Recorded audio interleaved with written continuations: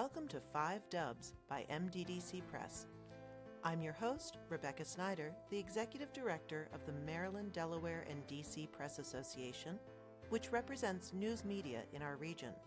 5 Dubs focuses on the who, what, when, where, and why of local news media. We'll talk with the journalists about the stories behind the news. You can find more information about our guests in the show notes or on our website, www.5-dubs.com. Welcome to Max Mishkin of Ballard Spahr. We're here today to talk about Anti-SLAPP and some legislation that's moving forward through the Maryland General Assembly. So welcome, Max. Thank you for having me. So Anti-SLAPP, before we get into the mechanics of the bill and what it does, let's talk about what it is, what a SLAPP suit is. And I will freely admit, this took me a little while to understand. And when I say a little while, like, I feel like I'm still cultivating the nuances of SLAPP versus libel versus defamation. So tell us, from the attorney point of view, what's a SLAPP suit? Sure. So SLAPP is an acronym. It stands for a strategic lawsuit or strategic litigation against public participation.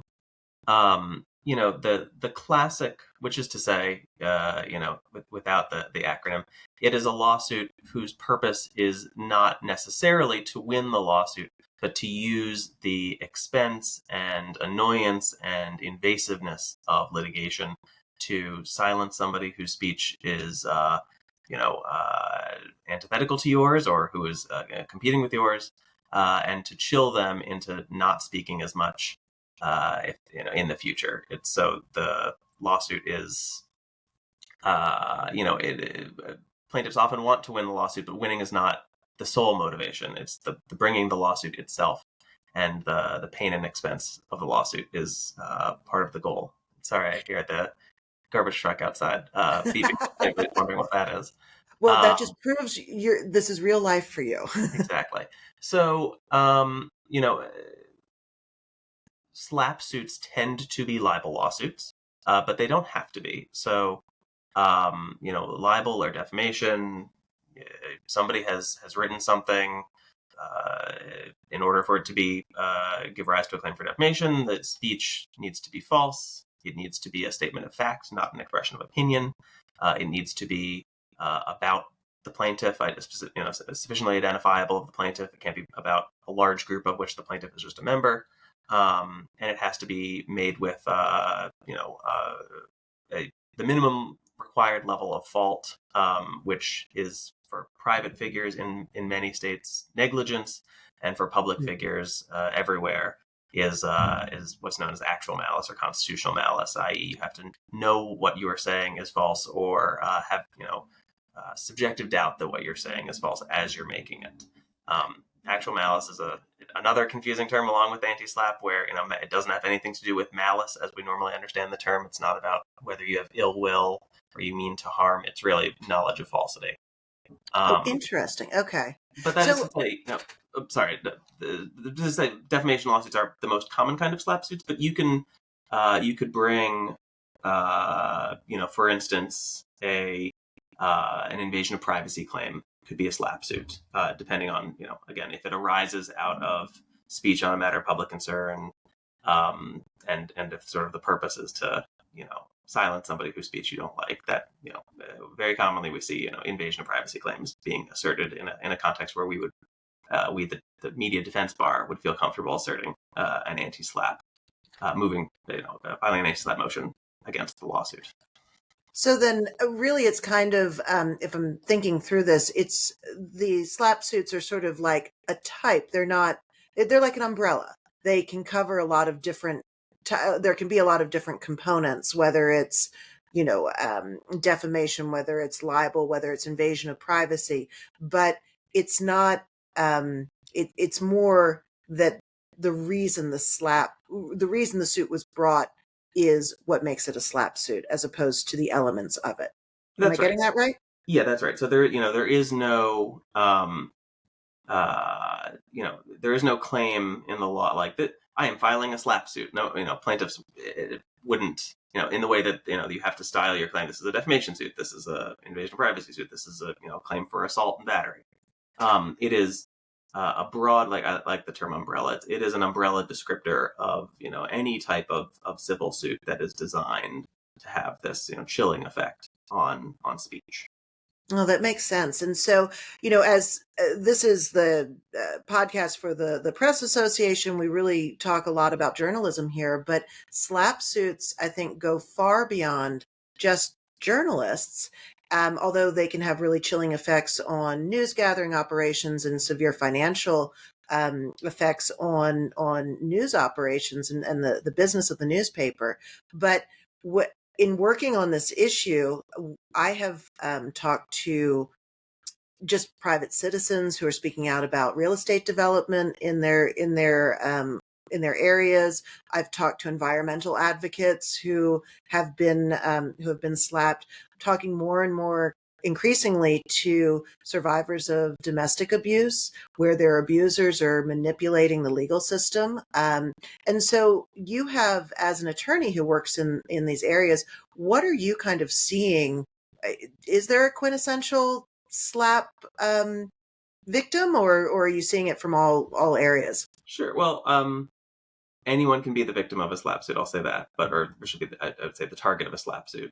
It is certainly true that sort of the traditional initial view of a classic SLAPP lawsuit is, a neighborhood group of, people skeptical of a nearby development, who are, speaking out at the town meeting about zoning approval, and the developer, like a 1980s movie villain, looking to develop the local, ski mountain, or build in the local swamp or wetlands, files a lawsuit against the community members speaking out, who are opposing the development, not because necessarily they believe that their reputation has been injured, but because, at least not that they sincerely believe that, but because they know that being the subject of a libel lawsuit might cause people to stop speaking out, and will cause other people not to speak out at all.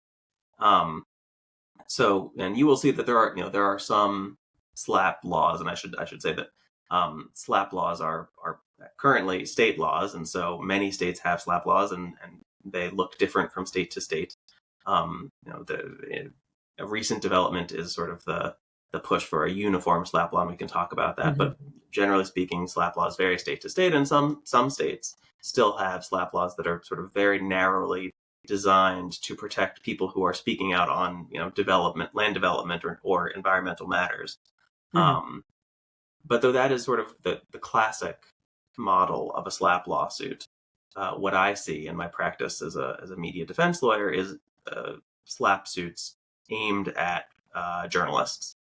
And, whether they are, you can have a SLAPP lawsuit filed against the most well-resourced, global-reaching news organization, or, the most, local family-owned newspaper. And it's just a question of, scale. Mm-hmm. I will say that SLAPP, if you are a well-resourced and, well-lawyered and well-insured media organization, the threat of a SLAPP suit may seem less to you, though there are aspects of litigation that are uncomfortable for everyone, right? And discovery is invasive no matter who you are. And so one of the things that makes SLAPP laws valuable is that they often freeze discovery and allow the case to get decided as a matter of law before the plaintiff gets to root around in your papers and depose your journalists. And that, protects the major news organizations as much as the small news organizations and the independent journalists. But of course, the availability potentially of getting an award of your attorney fees is what really is a game changer for sort of the small news organizations, the victims of domestic violence who may have, they may not have a lawyer on call who knows how to defend a defamation suit, let alone be willing or have the means to pay, by the hour for an attorney to litigate this.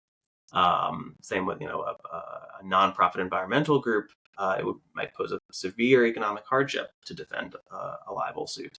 So one of the things that makes SLAPP laws valuable is what we call fee shifting. The American rule, as we call it, is generally that each side pays its own lawyers, win or lose, with some exceptions. And SLAPP laws often create an exception so that if a libel plaintiff brings a lawsuit that qualifies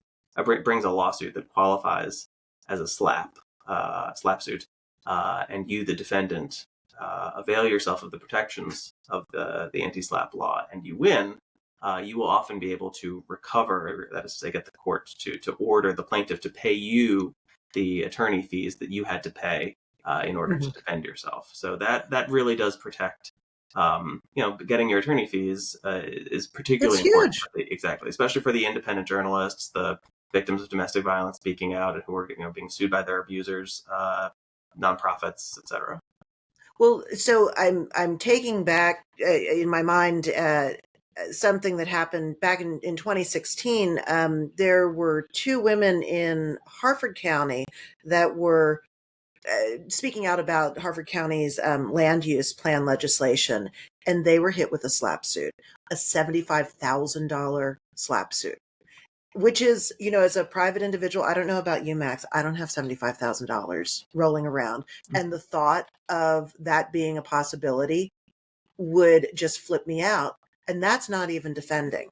And, I think even to do the minor basics, you're probably looking at $10,000, $15,000, $20,000 in legal fees.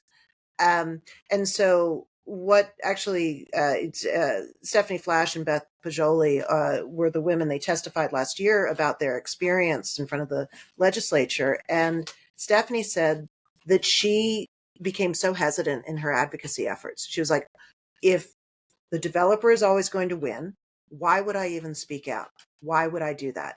And I think it's really, when we talk about SLAPP suits, these aren't esoteric issues about like,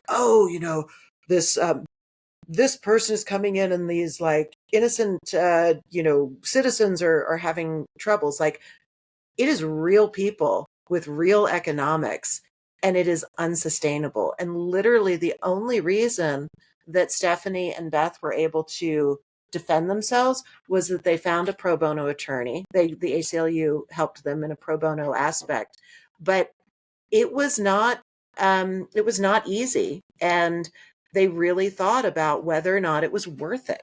And so when you think about that chilling effect, could you talk a little bit more about how that plays out in civic life, in journalism, even in personal lives that you've seen? Sure, and I thought that their testimony last year was very powerful. I hope they're so compelling. Planning to submit testimony again this term, since I think the legislators should hear from ordinary citizens who have faced these lawsuits head on, and not merely lawyers like myself who litigate them, but who don't have nearly the level of skin in the game. A chilling effect is a term of art in media law and First Amendment law, which is that there are lots of laws where the passage of the law is not just designed to punish the thing or stop the thing itself, but also to chill people, to make people second guess or self-censor because they don't know whether the law is going to be enforced against them in a particular manner. So this is why, when you have lawsuits challenging laws as unconstitutionally vague, especially laws that regulate speech as unconstitutionally vague, a vaguely written law that creates penalties for certain kinds of protests, you might sue that as violating both the First Amendment because it infringes on free speech, and also 14th Amendment due process because it's vague, and those work together to say, look, if a law is vague and it might be used against me in my speech, I'm just not going to speak, right? Because I don't want to take the risk of potentially being subject of litigation or state action. That's sort of when you talk about a chilling effect, it's normally, at least in like First Amendment laws, often used in that context, right? Like whether a law will have a chilling effect. But lawsuits also have a chilling effect. That is to say, Right. if an oligarch brings a lawsuit against a big newspaper, and issues a press release and hires a flashy lawyer, and gets a lot of press from the filing of the lawsuit. The oligarch may well know that filing the lawsuit doesn't just extract resources from and exact pain and annoyance on the defendant, but also gets all the other journalists out there who know about the lawsuit, who might be thinking about writing on the same topic. And Right. it, consciously or subconsciously, they will go through the calculation of, is it worth my time? Is it worth the risk? Maybe there's a newsworthy story here, but I don't want to get tied up in litigation for the next 3 years by writing about somebody who has maybe effectively infinite resources to bring as many libel lawsuits as they want. So I'll just find something else to write about, or maybe I'll write about it, but I won't include this detail that I probably that I think is defensible. I could include, but it's just not worth the risk. That is chilling effect or self-censorship. And Mm-hmm. like I said, sort of a classic purpose of a SLAPP suit is not just to punish the speech, but also to stop others from engaging in the same speech, and it's a force multiplier, right? It's effective Mm-hmm. to bring one lawsuit and you silence a whole bunch of speakers. Right, sure. That is, So, and it's sort of making the example, it's the head on the pike to be like, this is what happens if you go against me. exactly. And so, the possibility that a plaintiff might have to, that is especially attractive if the plaintiff knows, look, going out, either the plaintiff has infinite resources or effectively infinite resources, or it is much less expensive to be a plaintiff in a lawsuit, generally speaking, than to be a defendant. You are often not paying your lawyer by the hour. You're giving them a share of the potential recovery of damages. They might take home a third of what you recover, but maybe you're only paying costs instead of hourly expenses, whereas many defense lawyers are paid by the hour. So it's an easy economic decision to say, yeah, it doesn't. I mean, there's a Donald Trump has a almost word for word this quote saying, like, it doesn't cost me, in Donald Trump famously litigious and now both subject of and bringer of defamation lawsuits, used to love filing defamation lawsuits and would say openly, it doesn't cost me much to file a lawsuit, it costs them a lot to defend it. Why wouldn't I do it? The availability of being able for the defendant to be able to recover their fees at the end of the lawsuit at least provides some second, should impose some doubt in the mind of the plaintiff. Like, it's not necessarily costless for you to file this lawsuit. You think you're going to get a chilling effect for pennies on the dollar. Well, you might actually, depending on what happens in the litigation, you may end up having to pay quite a bit for what you thought was a chilling effect. So we'll get to the elements of the sort of ideal anti-SLAPP legislation, the SLAPP statute, in just a second. But I wanted to, because we're here because there's a bill before the Maryland legislature, and I definitely want to make sure that we're talking about how Maryland stacks up against other SLAPP statutes. But I wanted to go back. I think Donald Trump, as you said, has been, I think, has done so much to bring SLAPP suits to the forefront of discussion. But I think when I've talked to people about SLAPP suits, sometimes I hear like, oh, well, that's the liberal media, protecting themselves so they can write whatever they want. And I know in your practice, you have a wide range of clients dealing with SLAPP, but I really want to address that specific pushback of the partisan nature of SLAPP, because to me, it does not seem partisan. It seems very much an underdog. You're rooting for the person without power in that role. But what's your perspective on that? Yeah, I think that's exactly right. I mean, and the fact that Donald Trump is a classic SLAPP plaintiff doesn't mean that SLAPP plaintiffs are conservatives and that SLAPP defendants are liberals. And anybody can be the subject of a SLAPP lawsuit, and often they have nothing to do with politics at all, right? Like the example of domestic violence survivors who were sued by the same people who victimized them. There's no political valence to that, but you will often see, conservatives can be the subject of, that is to say, can be sued for defamation, just like liberals can. I personally have defended a pair of very conservative anti-abortion filmmakers and documentarians who were being sued by a Democratic Party affiliated judge who did not like their reporting on a lawsuit that he was presiding over. And they had sufficient ties to California that they asserted the protections of the California Anti-SLAPP Act, which is one of the I think it was the first major anti-SLAPP law. The former lieutenant governor of Virginia, Justin Fairfax, sued CBS for defamation a few years ago. My firm defended CBS in that lawsuit, and I believe asserted the protections of what was then the new Virginia anti-SLAPP law. That's Justin Fairfax was a Democrat. There are Democratic politicians, Democratic judges, liberal, wealthy individuals who like to silence criticism of them, just like conservative wealthy individuals who like to silence criticism of them. So it is absolutely the case that the protections of an anti-SLAPP law are protections for speakers regardless of politics. And there's I hope that people who are considering whether an anti-SLAPP law is a good idea will take into account that anyone can find themselves sued for defamation, regardless of what party party affiliation they have on their voter registration.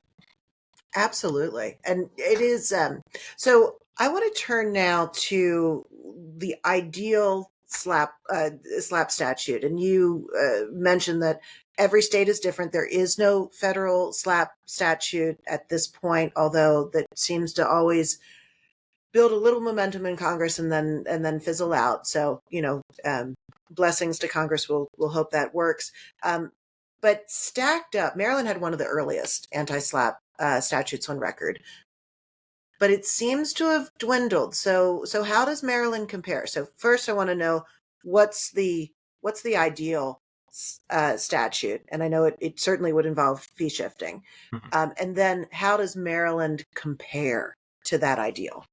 Sure. So I would say an ideal SLAPP law has a few main components.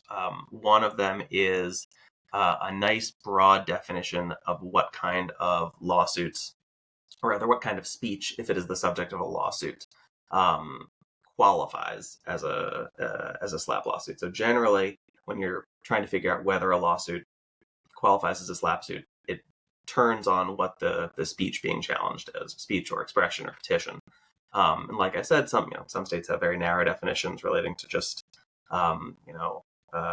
speech about environmental or developmental issues. But an ideal law would broadly define the speech that is capable of giving rise to a SLAPP suit as any speech made to the public or on a matter of public concern or an issue of public interest.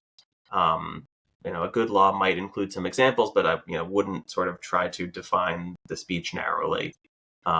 Because I think speech on a matter of public concern and speech made to the public is really which should encompass also, a true act of petitioning, right? Like a speech in front of your town council, or a letter that you've a sign-on letter that you've circulated that you're going to submit to the local town executive, right? Like that should also give rise to the protections of the SLAPP law. So first, a nice expansive definition of what kind of speech counts.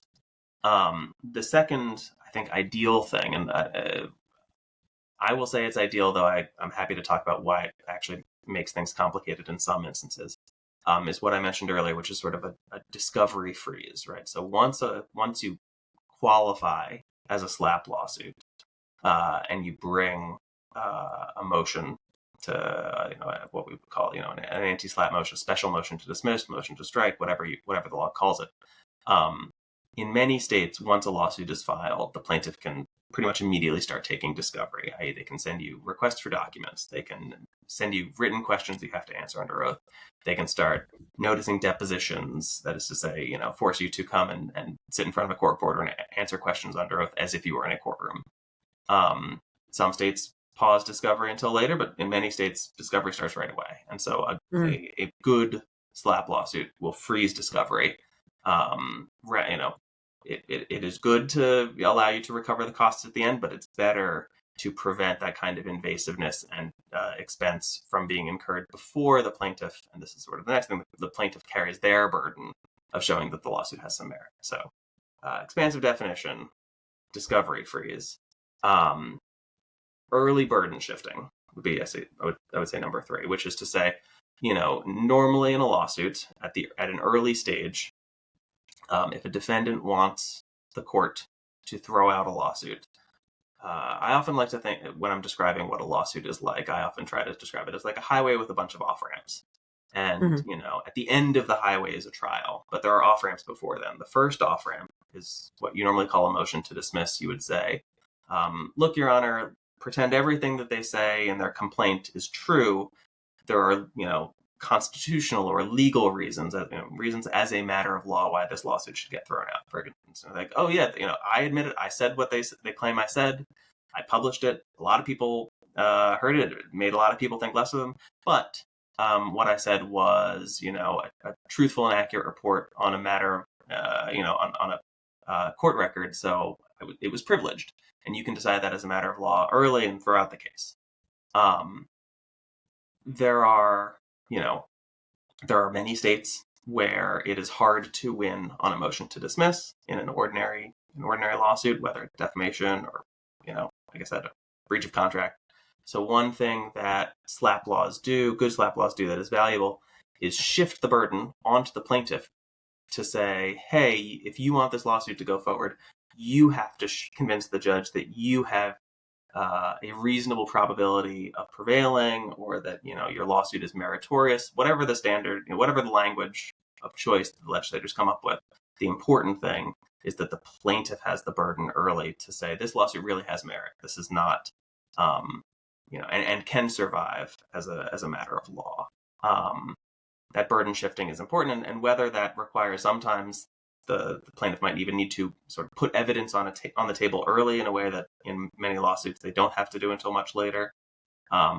It forces an early adjudication of whether the lawsuit should be able to go forward, which again, it's good to be able to recover your costs at the end of the lawsuit. It's better to stop the lawsuit from incurring those costs as early as all right, so what do we have? We've got expansive definition. We've got discovery, shifting burden.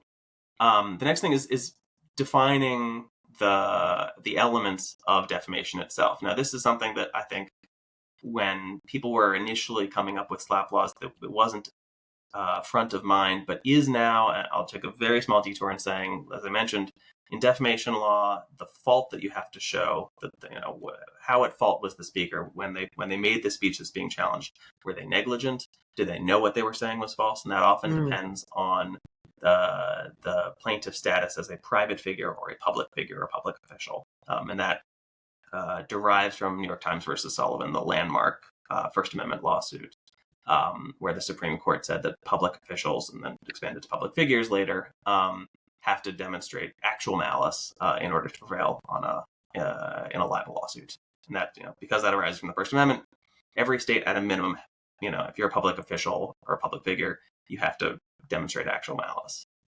Some states have said, you know what, we want to be more speech protective than that. And states can be more speech protective. They can't be less speech protective than the First Amendment provides, but they can be more.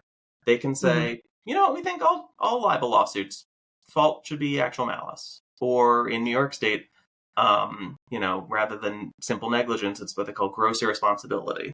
SLAPP laws can, in addition to the things we've talked about so far, they can tweak the standards, the standard of fault, and say, for instance, rather than speech about a public figure or a public official requires actual malice, speech on any matter of public concern if you want to bring a lawsuit and the speech is over a matter of public concern, you have to demonstrate actual malice, even if you, the plaintiff, happen to be a private figure.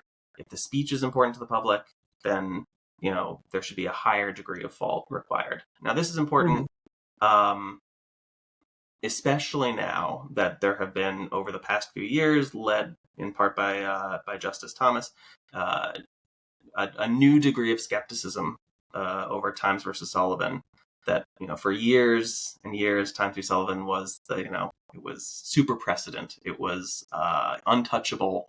It was bedrock First Amendment doctrine, and all of a sudden now you're seeing some rumblings at the Supreme Court from some justices that maybe the public figure doctrine has gone too far. How do we know who's a public figure anymore? Everybody is a micro celebrity. Now, I think there was a decision last year called Counterman that had a very robust reaffirmation of Sullivan's principles. But still, if you want a belt and suspenders, if you want to make sure that even if an attack on Times v. Sullivan goes forward, that your state is still going to protect speech in the way that it ought to be protected, you can, as a matter of state law, say, look, we're going to require either public figures or public officials to demonstrate actual malice, or speech on a matter of public concern has an actual malice fault standard. That can be part of the SLAPP law. I think it's very valuable. And like I said, it's often overlooked. I think that brings us to the last element of a great SLAPP law, which is right? It always comes down to the money, really, doesn't it, Max?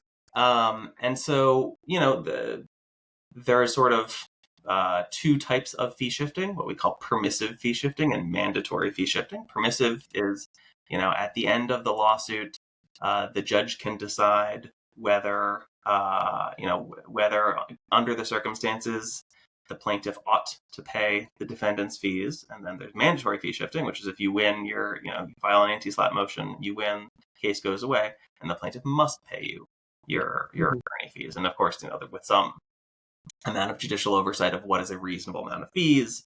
But still, the difference between, shall pay and may pay is a big difference. Exactly. And that, so we can sort of go right into where Maryland lives up to and where it doesn't on those ideals, if you want. I do, but first, I was thinking as you were describing those 5 points, is there a unicorn state where, who has anyone implemented every part of the ideal SLAPP law? Who's close? I don't think. I mean, California is great. People talk about California as a great anti-SLAPP law. It has its own idiosyncrasies about what counts as a SLAPP and what doesn't. But it is, I would still say, among the gold standard. And thing like things get close, but they fall away in part, right? So nothing's perfect in the world, and that really does bring us to the Maryland law, because national organizations who track anti-SLAPP laws give Maryland a D, which is really embarrassing and sad, and just not good for the public or for public discourse. So tell us what's wrong with the law now, and then we get to talk about House Bill 330 / Senate Bill 560, brought in by Delegate Rosenberg and Senator Hedelman. Tell us what's wrong with Maryland first, and then we'll talk about the new bill. So, starting with what qualifies as a SLAPP, Maryland's current law falls short in that it has a standard that I think was at the time considered normal, but has since fallen by the wayside, which is in order to qualify as a SLAPP lawsuit, the lawsuit must have been, quote, brought in bad faith. As opposed to, what I would say a model SLAPP lawsuit isn't asking about the subjective intention of the plaintiff. It's merely asking, does this arise out of speech on a matter of public concern?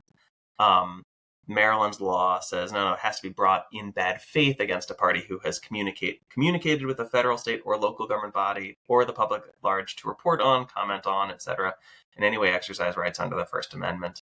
Do you think that's why there's so many? I just want to interrupt and ask, do you think that's why there's so few suits identified as SLAPP suits because the standard is so high, it's almost an impossibly high standard. How can you prove bad faith? Yeah, bad faith is very difficult to demonstrate, and frankly, it's especially difficult to demonstrate early in a lawsuit. And so, where you want a SLAPP suit to be the most, a SLAPP motion, a SLAPP law to be the most robust, is early in the lawsuit, right? But just like plaintiffs will often say, well, how do you expect me to demonstrate actual malice before I've gotten discovery? I don't know what these reporters were thinking. Yeah. It is you will have SLAPP defendants say, well, how do you expect me to demonstrate bad faith before I've taken the deposition of the plaintiff, before I've gotten their records, find out what they were saying, behind closed doors about this lawsuit? It's difficult. It's difficult to show early that a lawsuit was brought in bad faith, and so if you can't even do that, that threshold, this counts as a SLAPP early. The lawsuit, the legislation is You're less kind of dead in the practically water. important. Exactly. Now, I will say that the Maryland Intermediate Appellate Court in recent years has a nice opinion about being able to identify bad faith on the face of a lawsuit. That itself is sort of a unicorn of a ruling. It's until there have been many years of this suit and many courts saying that you can't possibly find bad faith just on a complaint alone. So I don't want to say it can't be done. It can be done. But it is certainly a lot harder to secure the protections of a SLAPP law if you have to demonstrate that the plaintiff is acting in bad faith. So that's, again, sort of what the current law departs significantly from what we would consider best practices.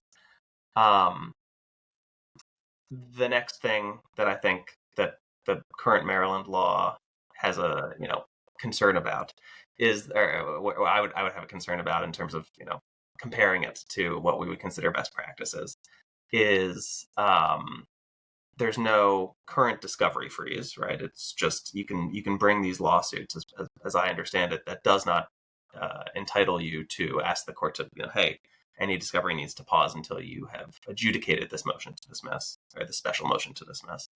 So that, again, is difficult. And then fee shifting, there's no mandatory fee shifting in Maryland, even if you could qualify as a SLAPP suit early, and even if you could satisfy the standard. You get to the end of the day, the judge might still say, nope, you're not getting fees. And then, what really was the value of the additional defenses to you, and what really is the deterrent effect of the law to the plaintiff.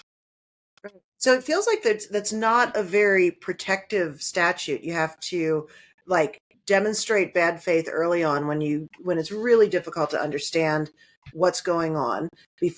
So you have to pay for all the discovery. You have to kind of go through all the motions. You don't have a quick exit ramp.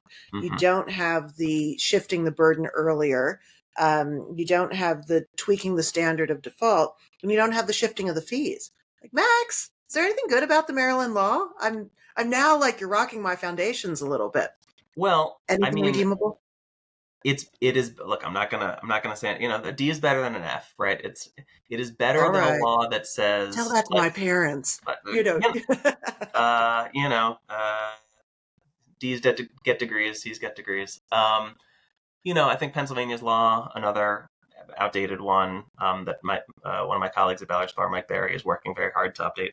Also, has this very narrow definition of speech arising from relating to development or environmental issues, right? It's better than that. It is better than something that is so limited as to essentially write out a lot of the speech that we are interested. Whether you're talking about the press or whether you're talking about survivors of domestic violence, right? Neither of those are necessarily talking about a local fracking proposal. Right. So I don't want to say it has no merit, but it is outdated. It is missing the tools that make a modern anti-SLAPP law useful. And that is a fixable problem. That is something that the Maryland legislature could remedy. Okay, so let's get down to brass tacks because the Maryland legislature has an opportunity, which I will say they've had the opportunity for several years running. We've been really fortunate to have Delegate Sandy Rosenberg of Baltimore City bring this bill forward year after year. This year it's House Bill 330. It's cross-filed in the Senate by Baltimore County's own Shelley Heddleman, Senator Heddleman. And so this is a bill. It's also the House side is hearing it February 7th. I believe the Senate is hearing it on February 20th. So there's still certainly time for people to reach out to their legislators on this.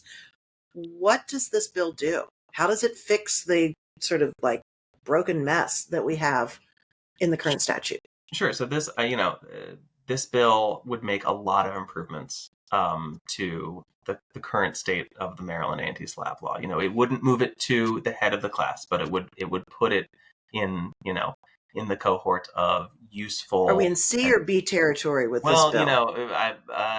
It's hard to say how the law would shake out until you see it in practice, right? Okay.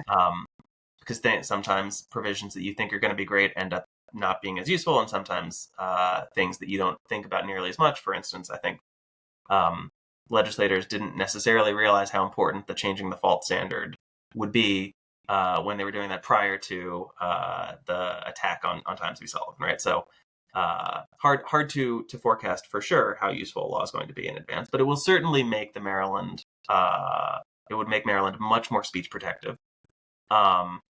And would do that in a few ways. So it would get rid of the bad faith requirement and replace it with a more expansive and sort of traditional definition that a SLAPP law must arise from speech on a matter of public concern, or made in a public place, or made as part of an exercise of speech or petitioning. So that first standard would be what we're looking for in a SLAPP law. It would shift the burden onto the plaintiff to show that the SLAPP suit has a, quote, substantial justification in law and fact. Now, again, as I pointed out, a lot of states have a lot of different formulations about what standard the plaintiff has to show, whether they have a reasonable probability of prevailing, whether they are, forecast a likelihood of success, right? That's going to shake out to what, how courts interpret it, and what in practice they decide would be a substantial justification, law and fact.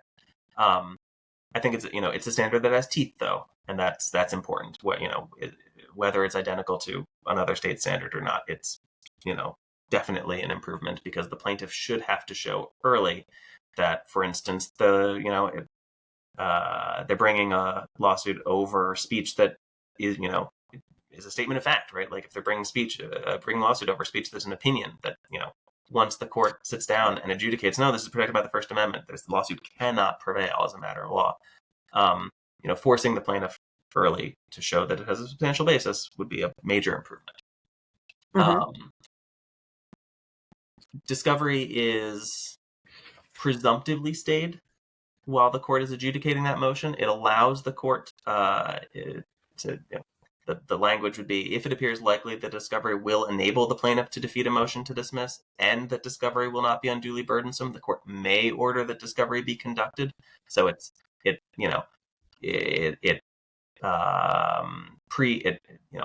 pre-butts, it addresses the concern that a lot of libel plaintiffs bring, that, well, how can you stay discovery? Then I won't be able, I couldn't possibly make the showing if I don't have discovery. This is no.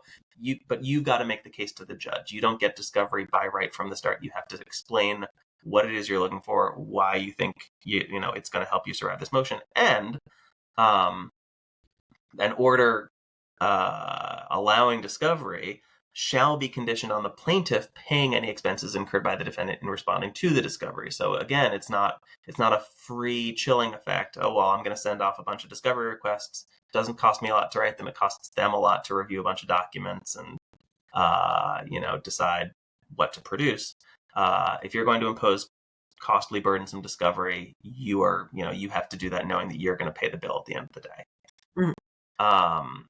So it's those three main points then. So it's the broadening of the definition, getting rid of that bad faith. It's refining that early look so that you have those off ramps.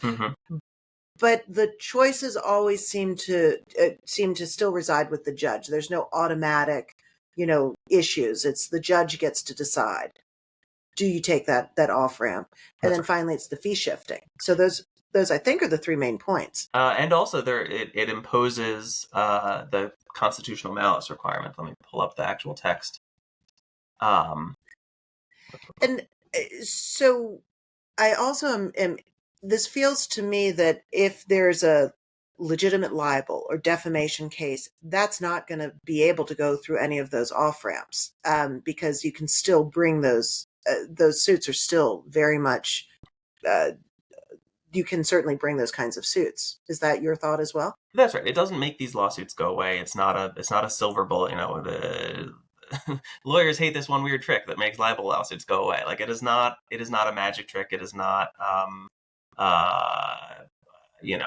tipping the scale over. It is merely, I would say, sort of balancing the scale to allow what is currently in asymmetric in favor of libel plaintiffs who can impose costs and bring these lawsuits cheaply and easily.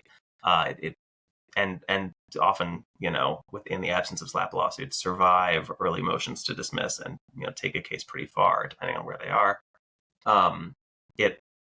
It balances it much more than it tips the scale in favor of defendants, and certainly does not. It is not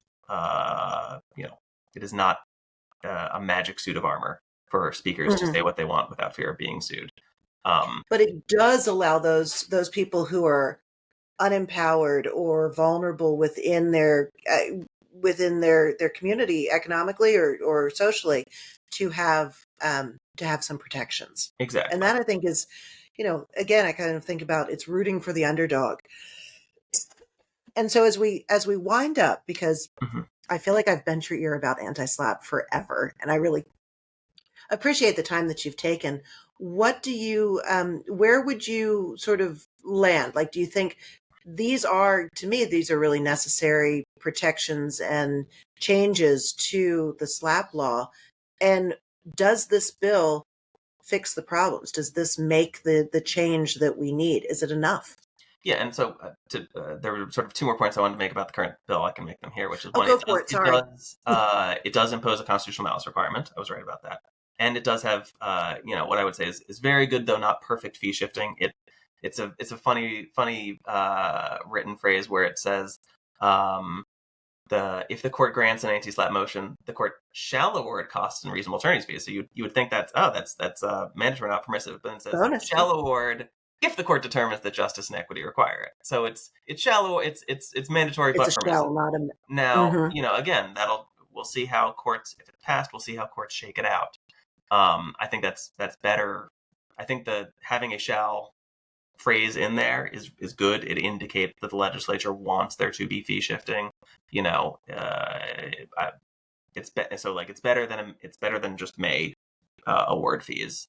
It's not as good as must award fees, but it's very good. And so, yeah, I think with those 2 points, based on what I was saying before, this would be a huge improvement to the state of the law in Maryland. It would make a significant difference, especially for, again, the smaller news organizations that aren't as well-resourced, well-lawyered, and well-insured. It would make a huge difference for the community activists who want to speak out and might be afraid to do so because, they've read about libel lawsuits. They've read about, they've seen a movie, they know what a deposition looks like. They don't want to be deposed. And, ordinary citizens who just want to speak out about the difficulties they have faced in their life. We ought to be giving them the tools to do that. And the anti-SLAPP law it's just that. It is a tool that helps speakers to speak out on matters of public concern. Like I said, it is not a, get out of lawsuit free card. It is not a say what you want without consequences card. But it is, it would be a big difference to my clients and to many people who aren't my clients, who are just looking to contribute to public discourse in exactly the way that the First Amendment and the Maryland Declaration sort of expects and hopes that citizens will engage in speech. Absolutely. Max, thank you so much for lending your really strong lawyer brain to this issue and step by step helping us go through it and understand what can be a complicated issue. I mean, I think it boils down to very straightforward, issues of right and wrong. And I'm so appreciative to have your thoughts and opinions on the matter. So we will see how this session turns out. I'm really hopeful that these set of bills will make it over the finish line, and I'm sure we'll talk more about it when it happens. I hope but so thanks too. so much for coming. Thank you for having me. It's a real pleasure. Woo! Thanks for listening to 5 Dubs with Rebecca Snyder.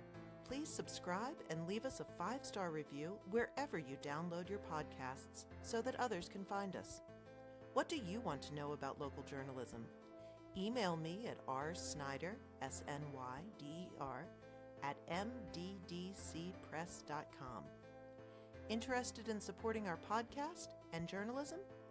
Please donate to our 501c3 Press Foundation. Find out more and see the full episode list and show notes at www.5-dubs.com.